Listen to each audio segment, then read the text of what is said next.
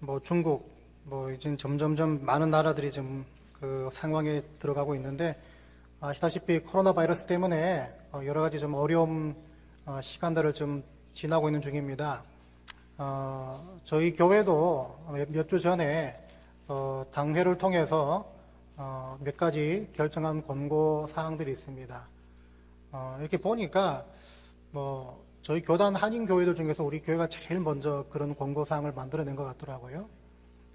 이렇게 시간을 지나서 보니까 이제 뒤따라서 다른 교회들이 그 비슷한 권고 사항들을 또 보내고 있는 걸 보게 됩니다.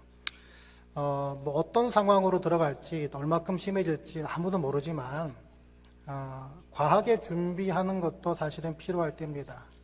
그래서 나중에 뭐 지금 우리 피처북의 지역은 어떨지 모르겠습니다만, 나중에 어떤 그 당에서 내리는 또 교회를 통해서 또 권면해 드리는 어떤 그런 권면 또 다른 권고 사항이 있으시면 혹시나 그 사안들이 여러분 개인적으로 혹시 좀 마음에 들지 않는다 할지라도 같은 교회를 섬기고 또 주의 몸된 교회를 같이 부름받은 성도들이라면은 내가 생각해봤던 어떤 신앙의 색깔, 방향 이런 거 조금 다른 것이 생길지라도 마땅히 또 따라주는 것이 여러분 필요할 수도 있습니다.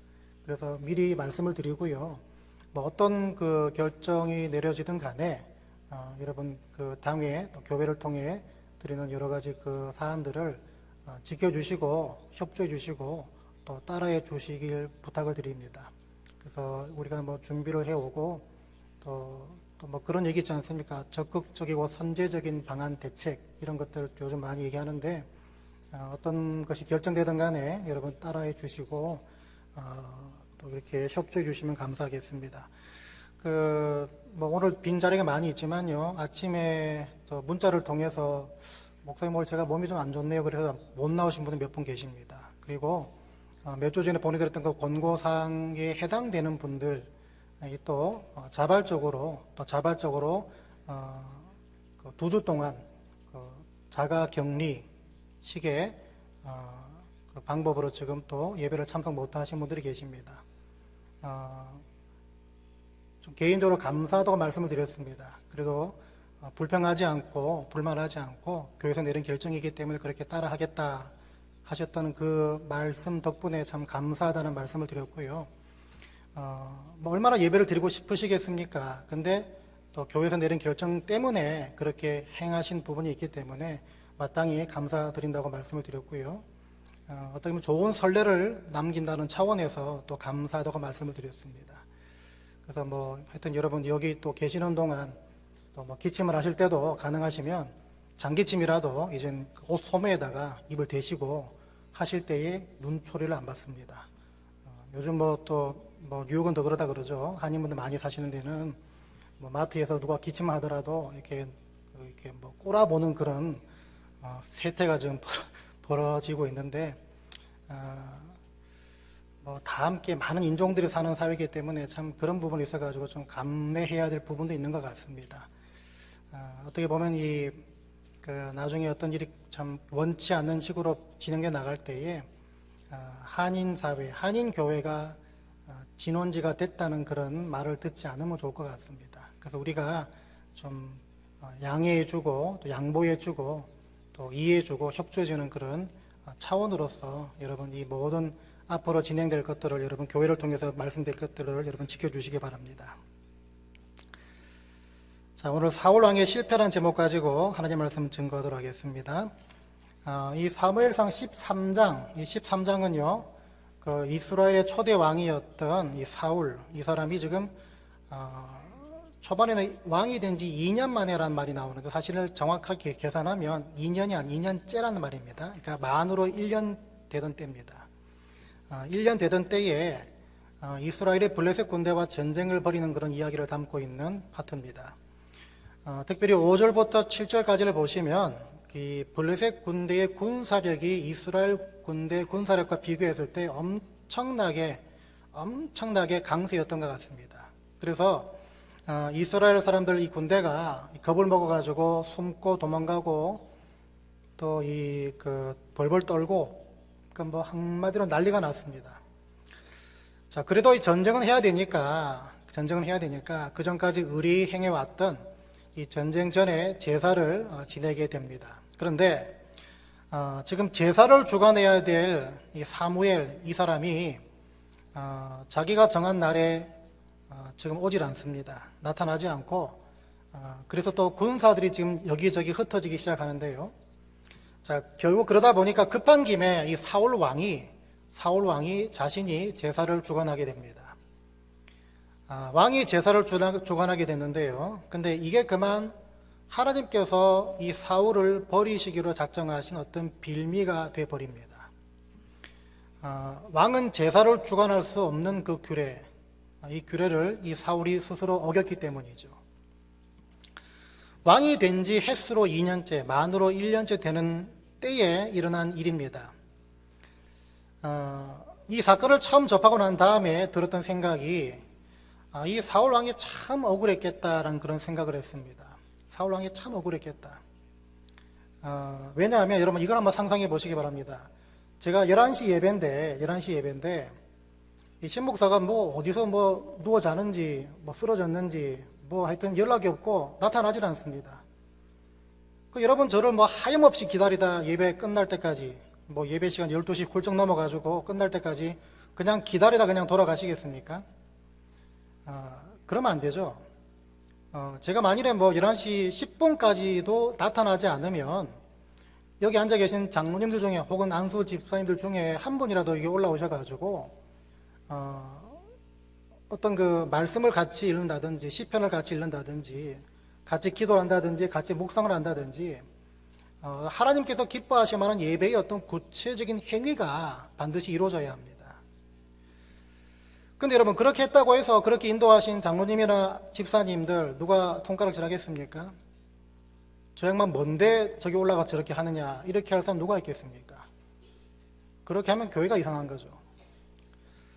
오늘 본문에서 제사에 지각한 사무엘은 아무 잘못이 없고 급한 김에 어쩔 수 없이 그 제사를 주관한 이 사울이 책망받고 있는 것 어떻게 보면 굉장히 인간적으로 마음이 짠하고 좀 불편한 그림으로 비춰질 수밖에 없습니다.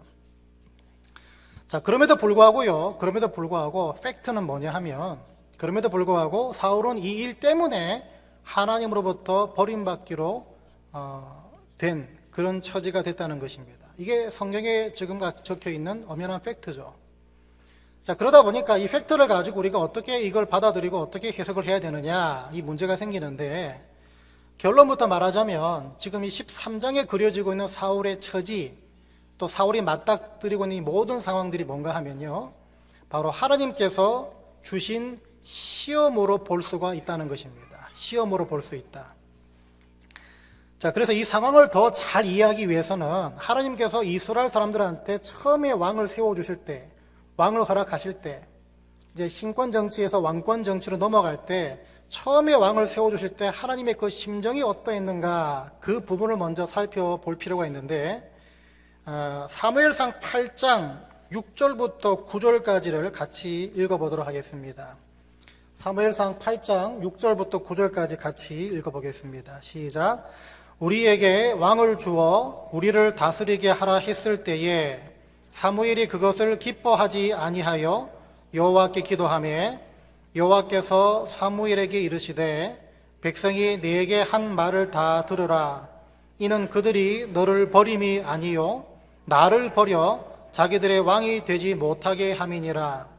내가 그들을 애굽에서 인도하여 낸 날부터 오늘까지 그들이 모든 행사로 나를 버리고 다른 신들을 섬김같이 내게도 그리하는도다. 그러므로 그들의 말을 듣되 너는 그들에게 엄히 경고하고 그들을 다스릴 왕의 제도를 가르치라. 이것만 비추어 보건대 하나님께서 이스라엘 사람들한테 왕을 허락하실 때 그렇게 기뻐하는 마음으로 허락하신 게 아니었죠. 눈에 보이지 않는 하나님보다 눈에 보이는 사람들, 이 사람들을 특별히 왕을 더 의지하려는 그 이스라엘 사람들의 그 마음을 꿰뚫어 보셨기 때문이었습니다. 시간이 올라가지고 왕을 세웠습니다. 왕을 세운 후에 이 선지자 사무엘이 이제 이스라엘 사람들에게 또 권고하는 내용이 12장에 나와 있는데 13절부터 15절까지 같이 읽습니다. 시작. 이제 너희가 구한 왕, 너희가 택한 왕을 보라. 여호와께서 너희 위에 왕을 세우셨느니라. 너희가 만일 여호와를 경외하여 그를 섬기며 그의 목소리를 듣고 여호와의 명령을 거역하지 아니하며 또 너희와 너희를 다스리는 왕이 너희의 하나님 여호와를 따르면 좋겠지만은 너희가 만일 여호와의 목소리를 듣지 아니하고 여호와의 명령을 거역하면 여호와의 손이 너희의 조상들을 치신 것 같이 너희를 치실 것이라. 아멘. 자, 12장의 이 말씀과 아까 같이 읽으셨던 8장의 말씀을 통해 알 수 있는 것은 하나님께서는 이스라엘 사람들한테 왕을 허락하시되 그 왕이 하나님만 의지하고 하나님께만 순종하고 하나님이 주신 율례와 규례와 법도만을 앞장서서 지키길 원하셨다는 걸 볼 수가 있습니다. 그런데 오늘 이 13장에서 나오고 있는 사울 왕의 가장 큰 실수가 뭔가 하면 지금 13장에서 급박하게 돌아가는 이 상황이 바로 하나님만 의지하고 하나님께만 순종하고 하나님이 주신 율례와 규례와 법도를 힘써서 지켜야 될 상황인 줄을 전혀 인지하지 못했다는 것이 있습니다. 왜 그런가 하면요, 지금 이 사울 왕의 그 마음 중심에는 이미 눈에 보이지 않는 하나님만 의지하고 눈에 보이지 않는 하나님께만 순종하고 눈에 보이지 않는 하나님이 주신 율례와 규례와 법도를 지키기보다는 눈에 보이는 사람을 의지하고 눈에 보이는 사람에게만 인정받고 눈에 보이는 사람의 눈치를 보려는 그 마음이 더 중심이 됐고 더 컸기 때문이었습니다. 그래서 여러분, 사실 왕이 제사를 주관한 그 자체, 그 사건, 그 모습보다 사실은 그렇게 제사를 주관하게 된 동기와 그 중심이 이미 하나님이 아니라 사람들이었기 때문에 그게 문제였다는 것입니다.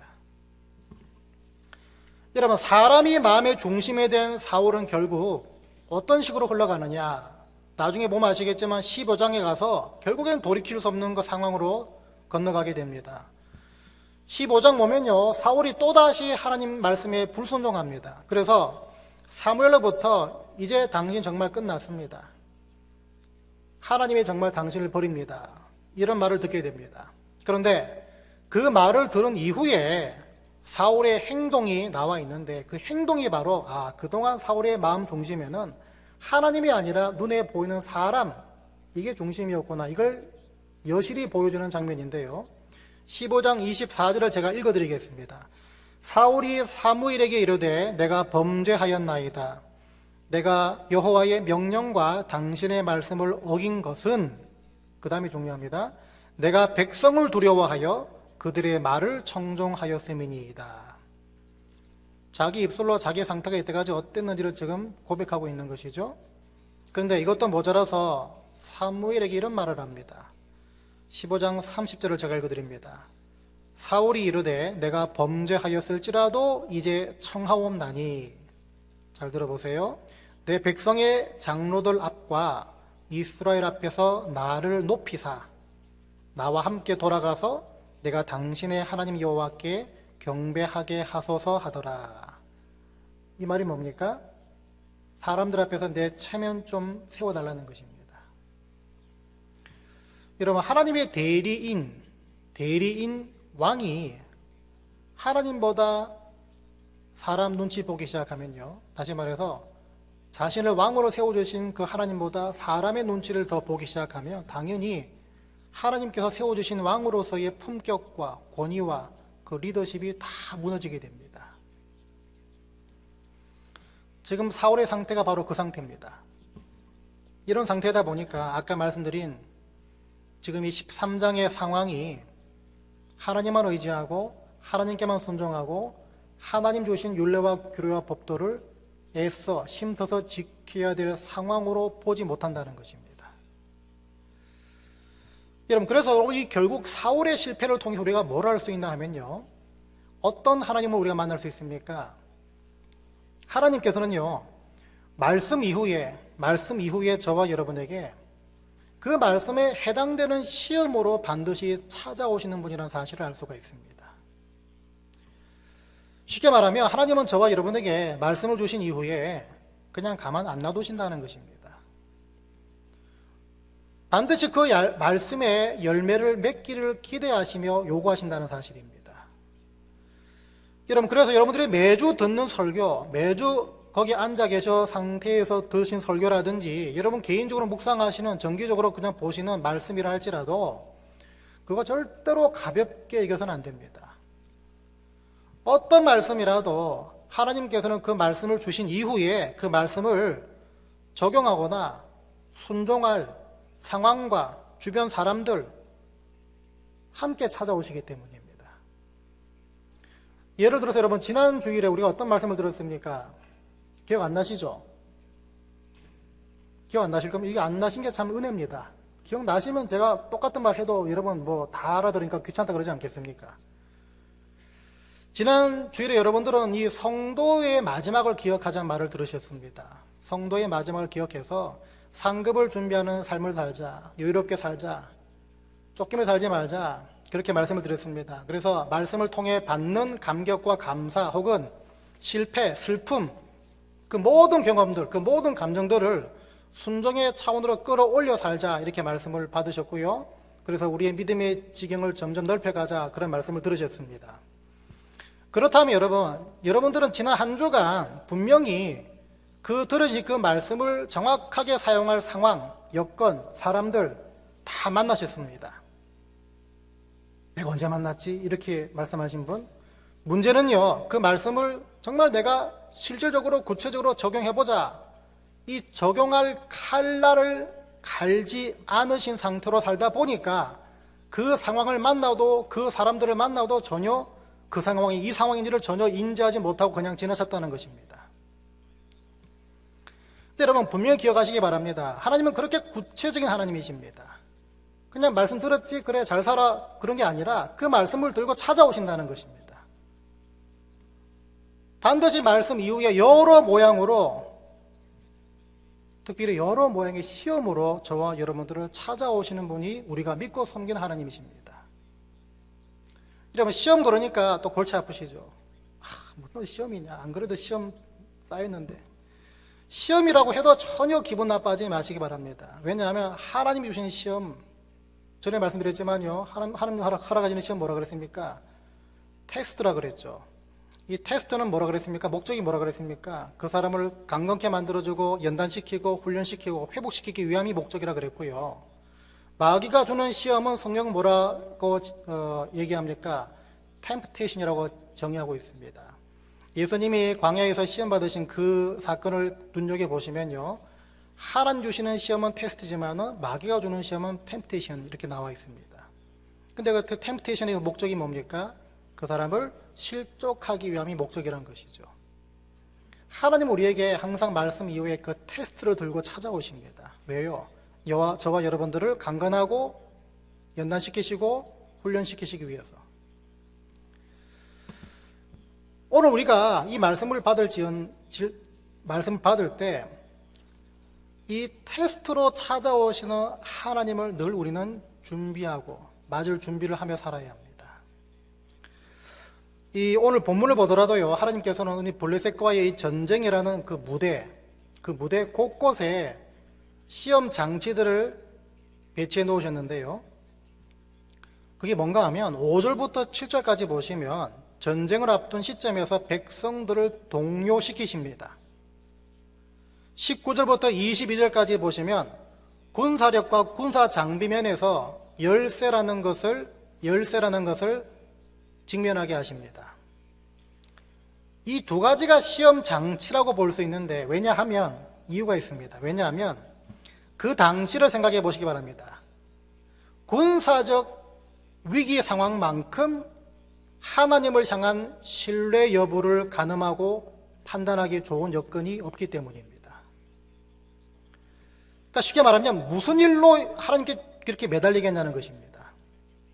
이 사람들이 지금 뭐 쌀이 없어가지고 매달리겠습니까? 이 사람들이 지금 건강하지 못해가지고 매달리겠습니까? 아닙니다. 지금 이 13장 상황에서는요, 그런 열세인 군사력을 포기하심을 통해서 하나님을 찾는 그 시험 장치를 만들어 놓으셨다는 것입니다. 여러분, 그래서 은혜를 받고 응답을 받고 감사할 일이 생기고 신앙의 열정이 생기고 내가 지금 신앙의 전성기를 지나고 있다. 믿음이 자라나는 것 같다.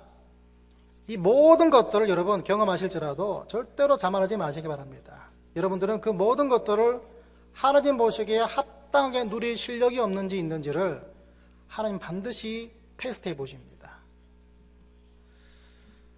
하나님 그렇게 테스트로 찾아오실 때 우리는 지금이 바로 그때구나. 이걸 빨리 캐치해야 됩니다. 이게 빨리 캐치되려면요, 여러분 영적인 눈치, 코치 다 있어야 되겠죠. 우리는 통상 그것을 영적인 민감성이라고 부릅니다. 주님께 여러분 영적인 민감성을 다 구하셔서 하나님이 척하시면 여러분들은 어떻게 해요? 착할 수 있는 그런 저와 여러분 다 되시기를 주의 이름으로 부탁을 드립니다. 마지막으로 짧게 살펴볼 부분이 뭔가 하면요, 하나님은 우리가 회개하기를 원하시는 하나님이라는 사실입니다. 여러분 사울 그러면 항상 극명하게 대조를 이루면서 세트처럼 묶여 언급되는 인물이 한 명 있죠. 사울 그러면 항상 다윗이 언급됩니다. 이 두 사람은 관계는 뗄래야 뗄 수 없습니다. 그런데 여러분 극명하게 대조를 이룬 그런 삶을 살았던 두 인물인데 가만히 보시면요, 사실 사울과 다윗은 그렇게 큰 차이 없습니다. 속된 말로 참 그 나물의 그 밥인 사람들입니다. 똑같이 실수가 많았던 사람들이었습니다. 그런데 무엇이 이 사울과 다윗의 삶을 다르게 만들었나 하면요, 무엇이 다르게 만들었습니까? 똑같이 실수했지만, 똑같이 죄를 범했지만 회개의 유무 여부, 회개했느냐 안 했느냐, 돌이켰느냐 안 돌이켰느냐, 이것이 이 두 사람의 삶을 극명하게 대조를 이루게 만들었습니다. 오늘 본문뿐만이 아니라 아까 말씀드렸던 15장, 더 나아가서 사울의 전체 일생을 통해서 딱 하나 발견되지 않는 것 하나가 있는데, 그게 뭔가 하면 진정으로 회개하지 않고 돌이키지 않는 모습이 사울의 일생 가운데 딱 하나 부족합니다. 오늘 본문을 봐도요, 참 안타까운 흐름이 전개되는 걸 보게 되는데, 여러분 사울에게 원래 있었던 군사의 수가 2절을 보니까 약 2,000명으로 언급되어 있습니다. 그런데 15절을 보니까 600명으로 나와 있습니다.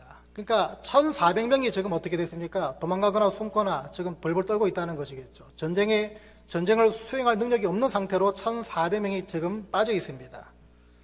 그러니까 이 사기가 완전히 바닥을 친 상태인데, 그런 상황에서 사울은 사무엘로부터 책망을 받고 있습니다.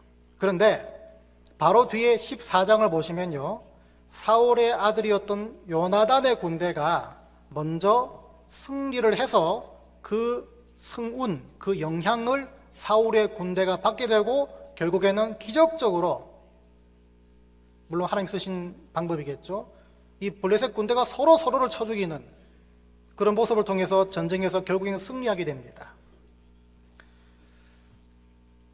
참 통쾌한 얘기지만 가만히 들여다보시면요, 사울의 안타까운 모습이 바로 여기에 있습니다. 무슨 말인가 하면요, 죄를 지적받고도 나중에 승리까지 했다면 정상적인 사람이라면 어떻게 나와야 정상입니까?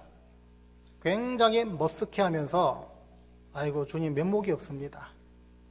제 실수, 제 죄악 용서해 주세요. 특별히 하나님보다 사람을 마음 중심에 뒀던 이 죄악을 용서해 주세요. 책망받으면서도 승리했다면 그렇게 나와야 정상이 아니냐는 것입니다. 그런데 그게 전혀 없다는 것입니다. 다시 말하면 회개하고 돌이킬 그런 상황, 그런 여건, 이것이 충분히 제공되어지고 그 자리가 깔아졌는데도 그게 그 여건과 그 상황인지를 전혀 몰랐다는 것입니다. 지나쳤다는 것입니다. 더군다나 여러분 사무엘로부터 책망을 받은 직후에 사울이 했던 행동이 뭔가 찾아보시면요, 15절을 보니까 자신에게 남아있는 군사가 얼마나 되나 해서 이 헤드 카운트, 머리수를 헤아려 본 것이었습니다. 자, 사무엘의 책망을 받은 다음에 사울이 자기에게 남은 군사 머리수를 헤아려 봤다. 이게 왜 그런가 한번 추측해 보건대, 아마도 이 사울에게 인간적인 오기가 생기지 않았나 추측할 수가 있습니다. 그러니까 사무엘로부터 책망을 받았을지라도 내가 남은 군사 데리고서라도 어떻게 한번 싸워보겠다, 승리해보겠다, 그 오기가 생기지 않았겠냐는 것입니다. 이게 뭔가 하면요, 하나님의 도움 없이 뭔가를 해보려는 그 시도 아닙니까? 하나님의 도움 없이 뭔가를 해보겠다는 시도. 여러분, 회개라는 기본적인 틀을 자꾸 놓아버리기 시작하면요, 어떻게 됩니까? 그 사람은 상황 판단이 안 됩니다. 더 나아가서 교만해지죠.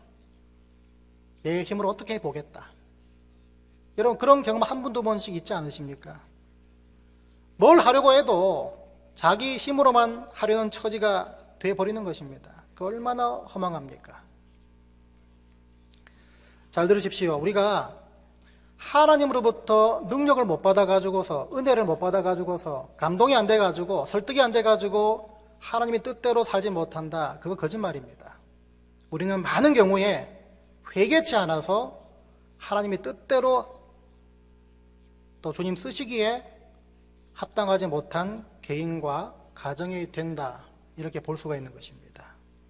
다시 말하면 여러분, 회개하면, 돌이키면 사소한 죄도 발견해가지고 그것을 주 앞에 올려드림을 통해서 용서받고 회복되는, 그것만 잘해도 중간은 간다는 것입니다. 여러분, 그래서 권면드리건대 하루의 시간을 따로 정해놓고 짧은 시간도 괜찮습니다. 주님, 제가 회개해서 돌이킬 부분이 과연 무엇입니까? 이렇게 여쭤보고 이렇게 묵상하는 시간들을 확보하셔야 합니다. 왜냐하면 회개는요, 단순하게 두리뭉실하게 주님 잘못했습니다, 이게 아니기 때문입니다. 그 시간과 장소를 따로 구별해야 될 필요가 왜 있습니까? 회개는요, 돌이켜보고 찾아보고 기억해내고 생각해서 구체적으로 입술로 자복하는 그 수고와 그 노력들, 애씀이 반드시 동반돼야 하는 것이 회개이기 때문입니다. 여러분 잘 아시는 요한계시록 봐도요, 에베소 교회가 책망받지 않습니까? 그때 책망받는 말씀을 읽어드리겠습니다. 그러므로 어디서 떨어졌는지를 생각하고 회개하여 처음 행위를 가지라, 이렇게 질책하는데, 여기 보시면 어디서 떨어졌는지 생각하고 회개하라 말하고 있습니다. 근데 이 생각하는 동사가요, 단순히 정적으로 생각하는 것으로 끝나는 동사인 줄 알았는데 그게 아니었습니다. 기억해내라는 명령어와 동급입니다. 그러니까 기억해내라는 의미가 포함되어 있다는 것입니다. 근데 기억해내라는 의미를 곰곰이 생각해 보시면요, 여러분 이거 한번 생각해 보세요. 여러분들이 무슨 드라마를 굉장히 재밌게 봤습니다. 어느 한 장면이 너무 인상 깊게 받아들여졌는데 며칠 후에 그 장면이 기억이 안 납니다. 그럼 어떻게 여러분 기억해 내려가십니까? 같이 봤던 남편 아내 붙잡고 그때 어떻게 그 사람 어떻게 얘기했냐 물어보지 않습니까? 하다못해 여러분 누구에게 돈을 꿔줬는데 돈 꿔준 게 기억이 안 나요. 얼마 꿔준지 기억이 안 납니다. 그러면 어떻게 여러분 하십니까? 열심히 사람을 찾습니다. 찾고 그때 그 꿔줄 때 같이 봤던 사람 누구 없나 연락하고 그때 얼마 꿔주든 이렇게 물어보지 않습니까? 기억해내고 생각해내기 위해서는요, 눈에 불을 켜고 구체적으로 애쓰고 노력하는 그런 과정이 필요하지 않습니까? 똑같다는 것입니다. 회개도 그렇게 하라는 것입니다. 구체적으로 기억해내고 생각해내고 애쓰고. 여러분, 그러니까 회개는요, 기억해내는, 생각해내는 구체적인 수고, 그 애씀, 이것이 동반되는 과정이라는 것입니다.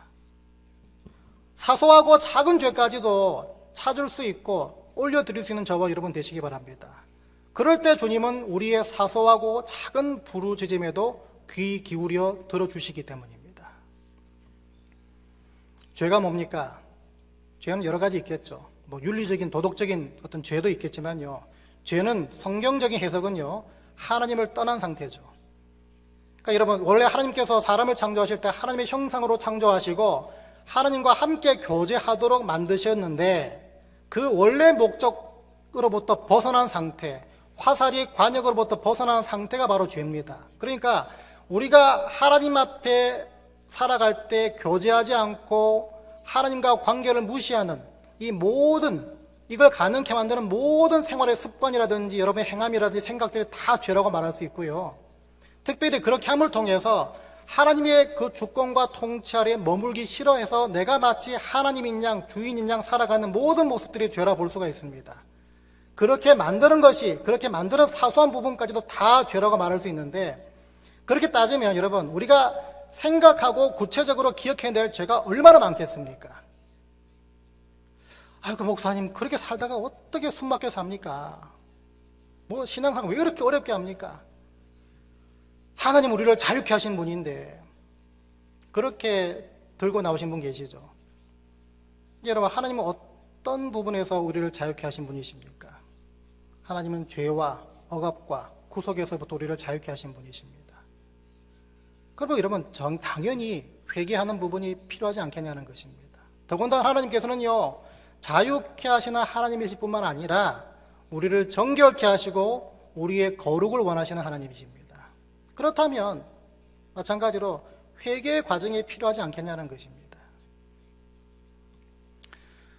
살아가면서 무뎌질 수밖에 없고 익숙해질 수밖에 없는 많은 것들이 있지만, 특별히 이 회개만큼은 절대로 무뎌지거나 익숙해지지 않은 분들 다 되시기 바랍니다. 그럴 때 찔림을 주시든지 아니면 내 마음 가운데 이렇게 살아서는 안 되겠다, 이렇게 돌이키는 마음을 주신다면 여러분, 그 인생이 바로 복된 인생인 것입니다. 오늘 살펴본 것 두 가지인데요. 첫 번째는 하나님은 저와 여러분들에게 말씀을 주시고 그 말씀에 합당한 여러 상황과 사람과 관계를 통해서 시험으로 찾아오시는 분이라는 사실 기억하시기 바랍니다. 목적은 딴 거 없습니다. 여러분들을 괴롭히시기 위함이 아니라 여러분들을 강건하게 만들어 주시기 위함입니다. 그래서 여러분, 지금이 바로 이때구나, 그때구나, 이런 영적으로 민감해지시고 이런 영적인 민감성을 늘 구하게 되시길 바랍니다. 두 번째는요, 하나님은 우리가 회개하기를 항상 원하십니다. 그래서 말씀드린 것처럼 능력 못 받아가지고, 은혜 못 받아가지고 하나님의 뜻대로 못 사는 것이 아니라 우리는 회개치 않아서 하나님 쓰시기에 참 불편한 사람이 될 확률이 굉장히 높습니다. 회개할 것을 찾아내시고 생각해내시고 기억해내는데 구체적인 수고와 애씀을 들이게 되시기 바랍니다. 이 회개함에 절대로 무뎌지거나 익숙해지지 마시기 바랍니다. 이 두 가지를 통해서 최소한 가장 밑의 기준입니다. 최소한 이 사울 같은 인생이 되지 않는 저와 여러분 다 되시기를 주의 이름으로 간절히 축원드립니다.